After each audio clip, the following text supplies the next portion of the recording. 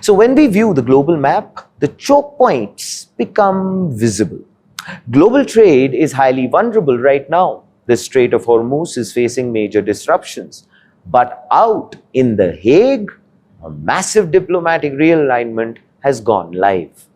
17 pacts, one comprehensive strategic partnership. New Delhi and Amsterdam are tying their economic and security interests together. It is fast and it is highly calculated. The traditional conversation implies that India is primarily an offshore back office for software. This summit systematically rewrites that very story. India instead wants to embrace the actual physical hardware. And the biggest breakthrough here is a joint declaration between Dutch chip toolmaker giant ASML and Tata Electronics, with backing a new semiconductor fab facility in Dhulera, Gujarat. To feed it, they're building a brain bridge. It links the Dutch Semicon Competence Center with the Indian Semiconductor mission. 6 IITs and 2 Dutch universities are joining forces with NXP and CG Semi. The strategy is quite ambitious and positive, but the proof of the pudding will lie definitely in the execution. And I say that because building an independent silicon ecosystem takes decades. Although, of course, the paperwork is done, but the real infrastructure sprint begins now. Now, of course, for the military corridor, the old world relied on static geopolitical blocks. This new era values flexible plug-and-play logistics. Prime Minister Modi and Dutch leader Rob Jetten have agreed to forge a defense industrial roadmap by linking the Society of Indian Defense Manufacturers directly with the Netherlands Industry for Defense and Security. So what they are trying to achieve is, they are also trying to explore a mutual logistics support agreement for joint military exercises. But the point is, why now? Well, because global supply chains are starting to come undone. The 28th of February West Asia energy shock has forced everyone to adapt. The official statements emphasize a free and open Indo-Pacific. But the real takeaway is actually that the Netherlands is officially joining the Indo-Pacific Oceans Initiative, co-leading capacity building with Germany.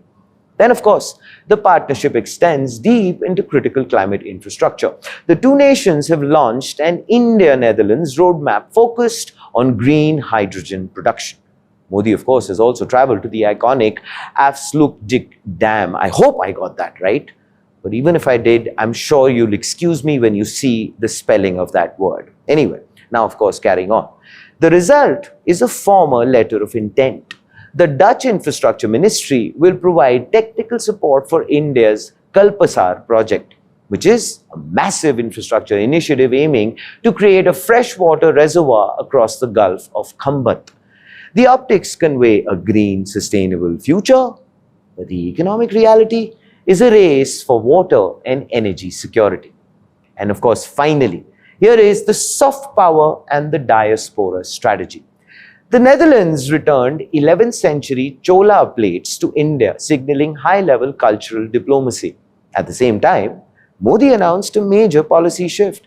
He extended overseas citizen of India card eligibility for the Surinamese Hindustani community in the Netherlands from the 4th generation to the 6th. By doing this, he is cementing a dedicated pool of talent in Europe. And now, of course, the front page take. Bilateral trade between these nations already exists at $27.8 billion, making Netherlands India's 4th largest investor. The tour continues, of course. Modi's European tour has now already moved on to Sweden, with Norway and Italy coming as next stops. The strategic framework is set, I believe, but I also feel very strongly watching the semiconductor labs and the shipping lanes closely is quite crucial, because that is where this story will be won or lost. Please do let us know what are your thoughts in the comments below. This, ladies and gentlemen, is Front Page by the AIM Network. Like, share, subscribe, and always remember, think AI, think AIM.